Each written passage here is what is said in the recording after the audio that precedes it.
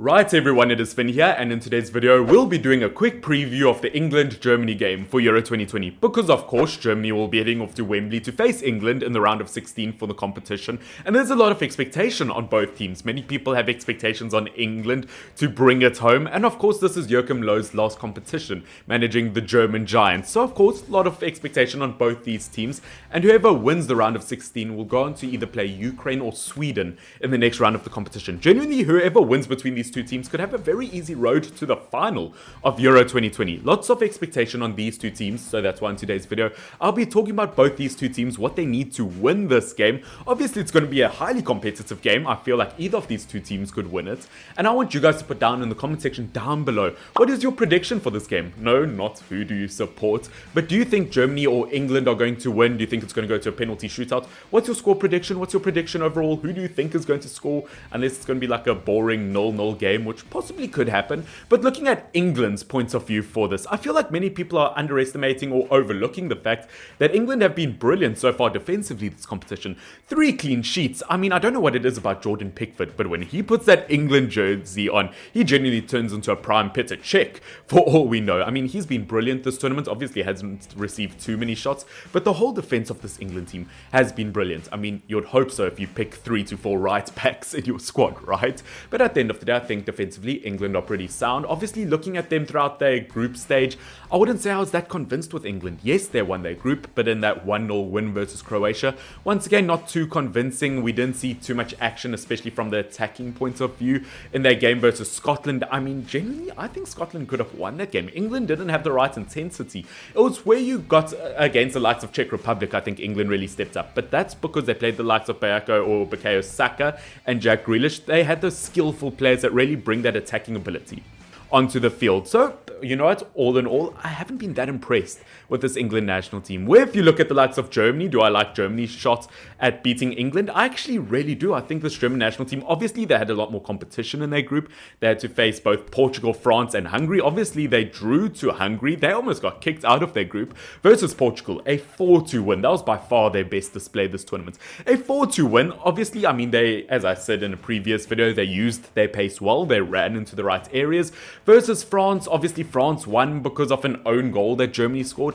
But all in all, Germany are not looking like a bad team, and both teams are genuinely going to have to give it their all in this stage of the competition. It's not going to be easy in terms of the formations and squads that both teams should use if they want to make it through to the next stage. Look, obviously, as I said, either Spain or Ukraine in the next round. So I don't think both teams have to put forward their strongest teams, maybe 80 to 90% of it.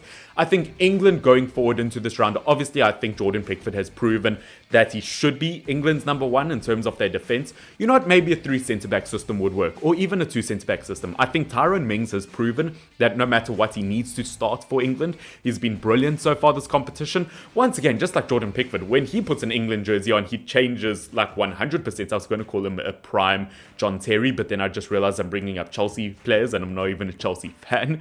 But in terms of other England centre-backs, I do believe John Stones probably. Once again, he's been brilliant so far this season. Maybe put Harry Maguire in, have those 3 centre-backs. And in terms of the right-back position, to be honest with you, I don't know if I'd start Kyle Walker. I haven't been impressed with him this competition.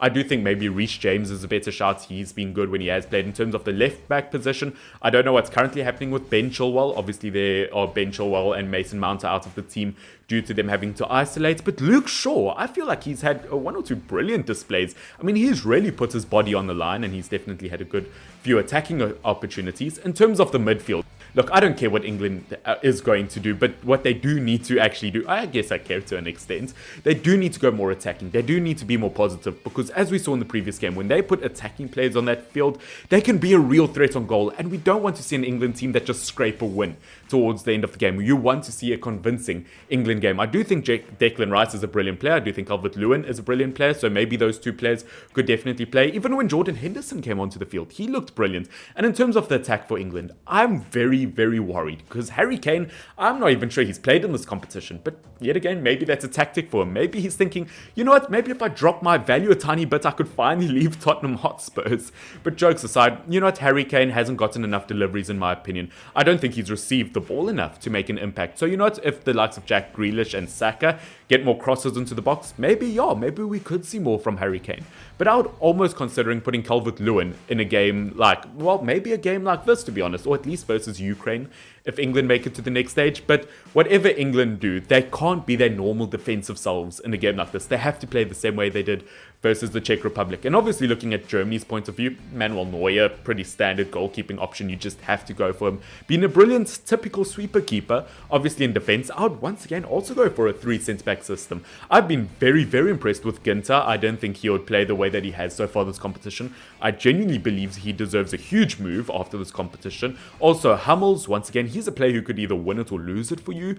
But all in all, decent centre-back. And of course, Rudiger, once again, a no-nonsense kind of centre-back. Brilliant so far this season. And looking at the midfield of Germany, once again, I feel like Germany have a pretty standard midfield that they are going to play. Toni Kroos, brilliant. His passing, his vision, absolutely excellent. Next to him, probably Ilkay Gundogan. Once again, not a bad player overall. I think Goossens or however you pronounce it, the Atalanta midfielder, he's really shown his full potential in the tournament. That his attacking ability, look, when he plays as a deeper left midfield option, forget about him. But when he goes into attacking areas, he can be so deadly. We obviously saw that versus Portugal, 2 assists and 1 goal.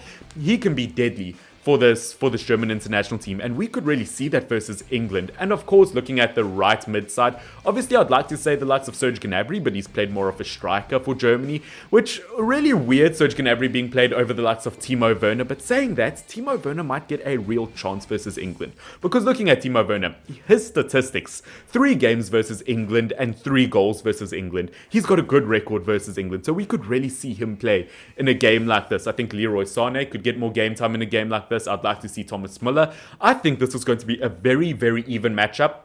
And I can promise you, whatever the result between these two teams, only 1 goal will be the difference. I can almost guarantee you that. Whether it's a 1-0, a 2-1, a 3-2, at the end of the day, it's probably going to be a 1-0, if not penalties. But both teams, genuinely, they are going to have to step it up a level. Look, I know many people are going to put in the comment section down below that Germany had a tougher group. Surely they've proven more because they were with the likes of France and Portugal. But no, I would say everyone in that team was underwhelming. And I can say the same about England, to be honest with you. Whether both these teams will win the competition overall, at this stage, at this point in time, I don't quite see it. I think both teams have to step up massively. I think both teams have the ability to win it, but not by the way they're currently playing. I think both teams, just the system isn't working. Obviously, as I said, Joachim Low, a lot of expectation on him to do well in this tournament as it is his last. And obviously, you don't want to go out on a sour note as a German manager, especially after everything he's achieved. Talking about sour, once again, hope he doesn't do his typical scratch and sniff, a whole antics thing. And in terms of Gareth Southgate, this is really the point where he could show that he is worth a contract extension at England, that he is the manager to take England to the next stage. I don't know what it is about England. We've seen them with some fantastic squads over the years. Obviously, we've seen them when they had like a Michael Owen. They had Ferdinand, Terry, Gerrard, obviously Lampard. They've had fantastic squads over the years. It would be weird if this was the squad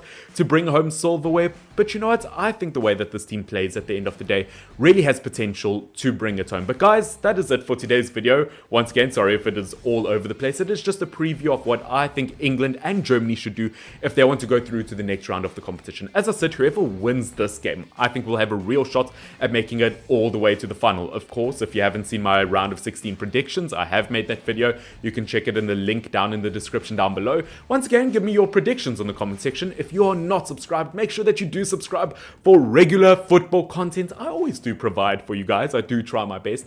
And make sure that you do hit the like button down below. Could we please get this video to 20 likes? But Germany, good luck. England, good luck. I'm a neutral. I'm South African. I'm not even from the same continent. But I know this will be a game to enjoy. Guys, this has been Finn. FYNN.